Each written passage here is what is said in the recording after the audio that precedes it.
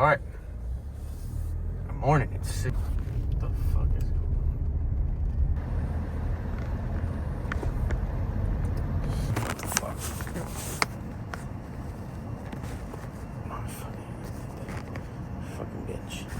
All right, y'all. So last night I had kind of a hard time sleeping with the fact that I'm not really giving this my everything, right? Because for a while I was prioritizing like the rest before a workout, when really it should just be working out until you can't, like physically, and then rest. It shouldn't be like if you're a little tired, take a couple hour nap. You're wasting time and you're not getting enough time in the gym with the basketball. That's how I'm feeling. I feel like I need more time in the gym with the fucking basketball. So it's goddamn fucking 6:50 on a Saturday, and I'm going to do that. I'm off like a few hours of sleep, and my saying that I made up for that is like, dreams only happen. Dreams are only dreams if you're asleep. So fucking get out there and just fucking get up.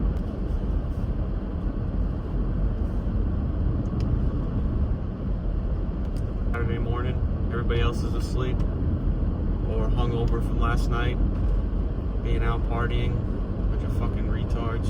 It's like if that is what fulfills you, if that's what, when you lay your head at night, or if you can see yourself in 10 years and you say, wow, I'm glad where I am, I'm glad I gave what I love, everything I had, then cool, do that. Do whatever makes you happy, right?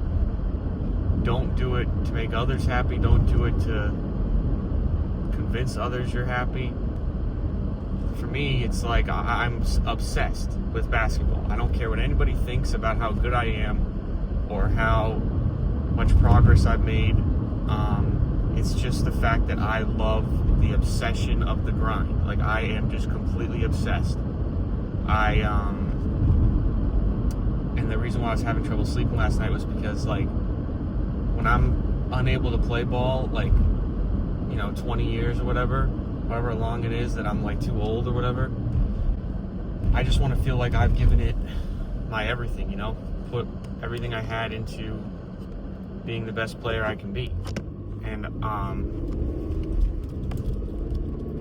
the reality is like, you might not know what you're doing as far as a workout goes. So you might not be giving it everything because you think you need this fine-tuned workout to get better, and it's just not true. It's like, even if you don't know what you're doing, God knows what you're doing. And the more that you walk your path alone,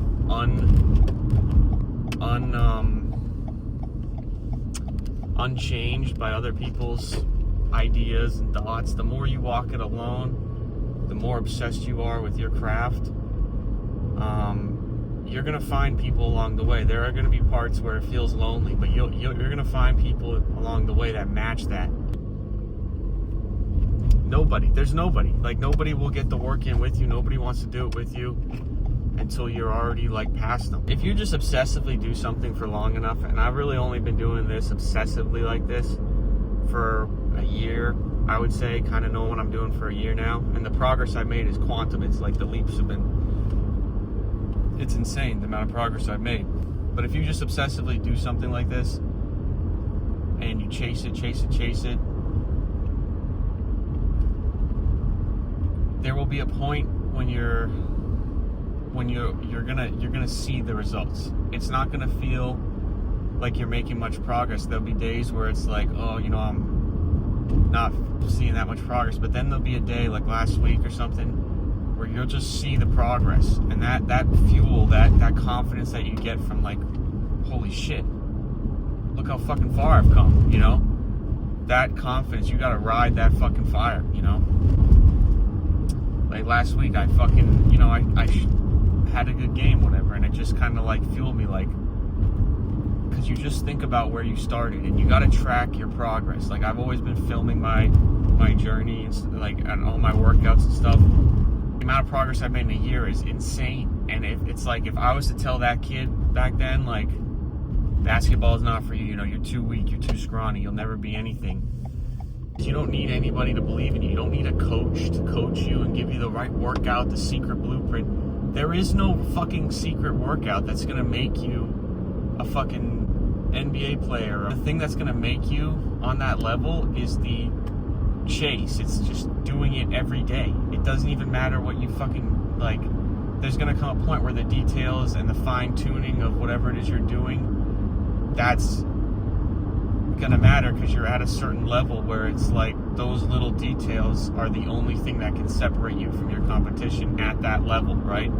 But first fucking get to that level before you start changing around your form as far as basketball goes, or worrying about your little fucking like floater if it's right or not. How about you shoot like 1,000 shots a day for a few fucking months or something, and then fix it. And then fix it, because then you're fucking already at that level. You just need to work, you just need to adjust the form a little bit so you can make sure it's right. Because I see all these coaches like trying to teach kids how to shoot and stuff. It's like the kid doesn't know how to shoot because he doesn't fucking shoot enough. He's in the gym maybe once or twice a week and he calls himself a basketball player. Some people just don't want it that bad, right? And that's what makes it easy to get past them. All you have to do is just do it more, and do it more. It's where it is. There's going to be people that are just good at what they do naturally, but you can outwork them. And that work, it's going to take time. I mean, but it will pay off. And like I said earlier, like it's like you don't know what you're doing per se, right? You might not feel like you know what you're doing, but God knows what you're doing. He knows everything you're fucking doing. And I promise you, if you just do something long enough, there will be days where it's just like you just see the work. It just because you can't hide the work that you put in. And when you're on that stage, whatever it is, and it's time to perform, the work and the preparation is the only thing you can fall back on. It doesn't matter how much deep breathing you've done. It doesn't matter how many carbs you ate the night before, or any of that bullshit. It's just the preparation. How much work have you actually put in? How much training have you actually done? So,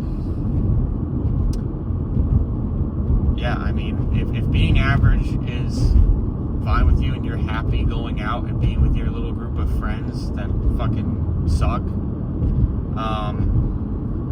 then cool, do that. But if something in you is calling you, if something in you is like telling you you're built for more, or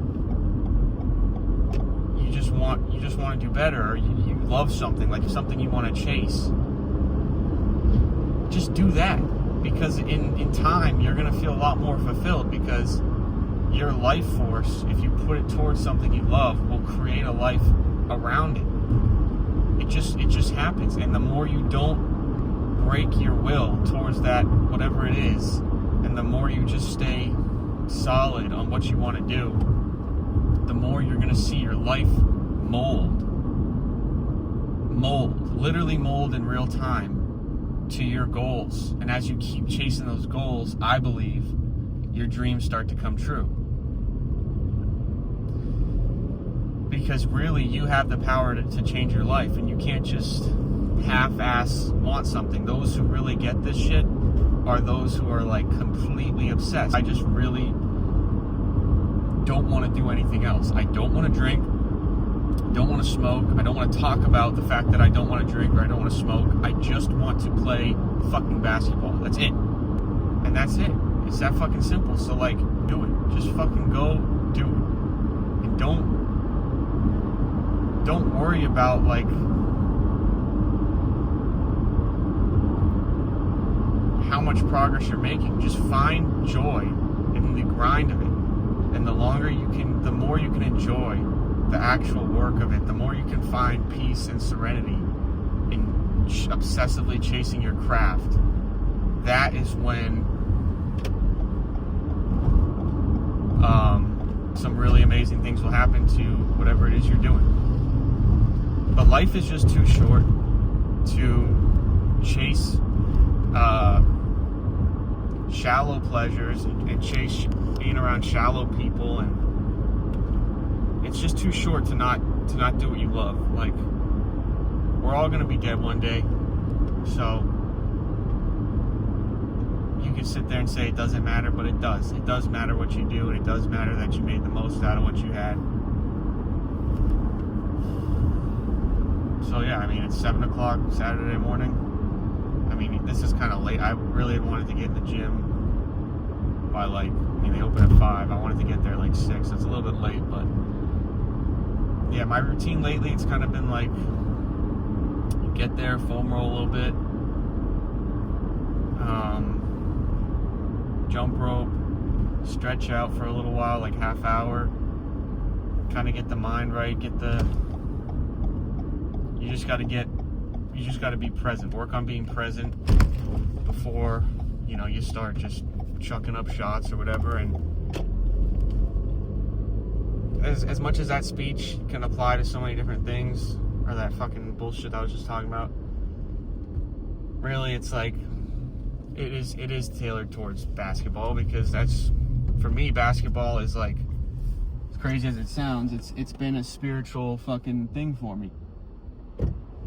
And I say that because it's always been there for me. Basketball has been my rock my whole life, and for a while I kind of left it and went down, you know, a different path, and it just wasn't good. It wasn't fucking good. And when I came back to it, it was like I found myself again.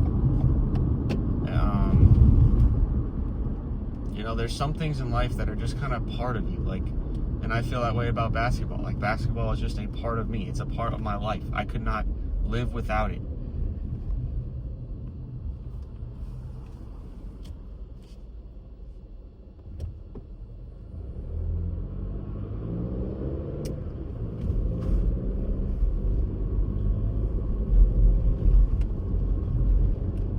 People look at like the NBA, right, for example, or anything at that level, but really the NBA, they look at it as like, wow, these people are, you know, oh, I could never.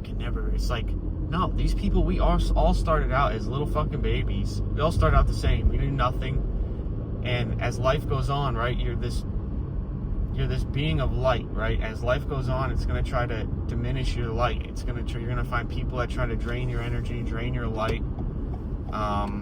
And life itself will just test you in order to try to drain the God-given shit that you have, you know, and certain temptations along the way will completely rid you of your soul and your life and your life force and all that shit. And you can see it in people. Like, people aren't meant to turn out as fucking drug addicts, but they do, because life fucked them up, you know, life turned them in that way. So when I talk about like people getting to the NBA, it's not this magical thing that just happens. It's a God-given obsession, and it almost is for every NBA player. I feel like the seas had to part. There had to be some type of narrow path in their life, and you hear it so much with stories of players that had a hard time getting to the league, but they still did it, right? It's simply just the will to not fucking quit at all. Just don't fucking give up. Just don't quit. But on top of that, it's work. There's a level of work. It doesn't matter. Like, all the D1 kids, you know, they're still, all the people that played D1, they got there because of talent. They didn't work their way into it. They're just naturally talented. They're probably more athletic. They grew earlier. All that shit. So they gotta play D1. But then in time, once they start to get 23, 22, that's when separation happens, because that's when all those years of work start compounding. And that's when the results start to say, okay, who's really been putting the work in? And that's what the NBA really is like, who's been actually putting the work in.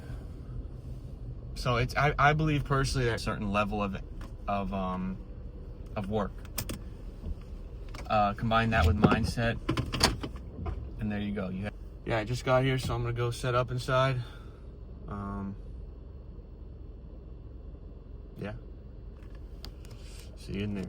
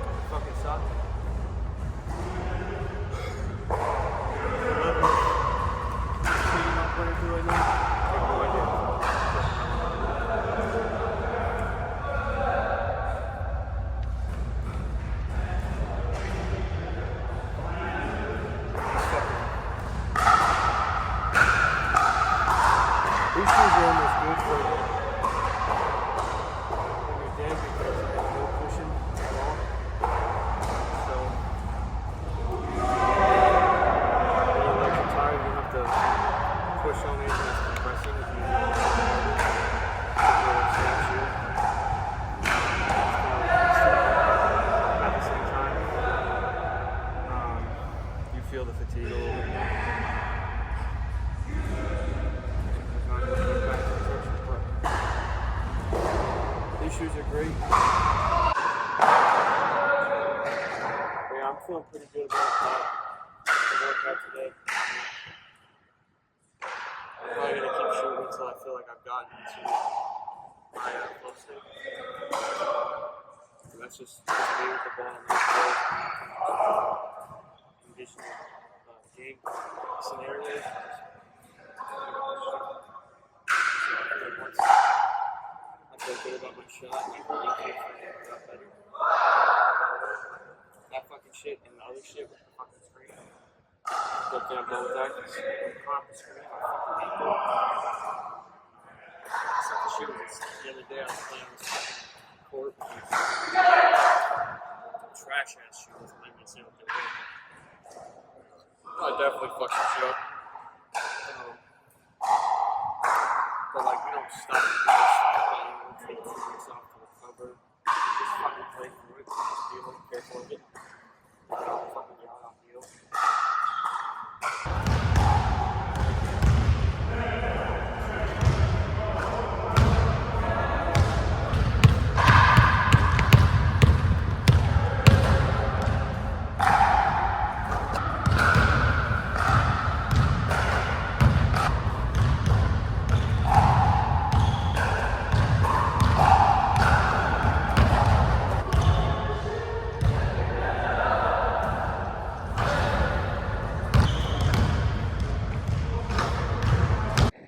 Pretty good workout.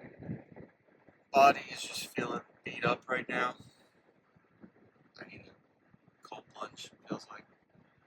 And, some days I don't even get up till 10 o'clock. It's 9:28. I already worked out, so probably go home, get some food, crash.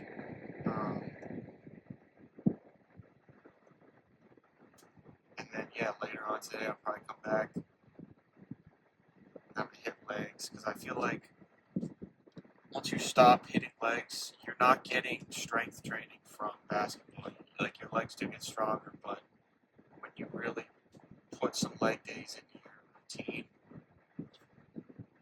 that's when basketball starts becoming easier. So I've been trying to put a lot of size on my legs, and I've noticed that a lot more explosive, a lot bouncier, but a lot more control on the court. And I still feel like I do have leg weakness to a certain extent, not nearly as bad as I did when I first started playing it. But sit on that fucking seat leg curl until I can't walk. And then tomorrow might be, depending on how hard I go with legs today, tomorrow might be a day off.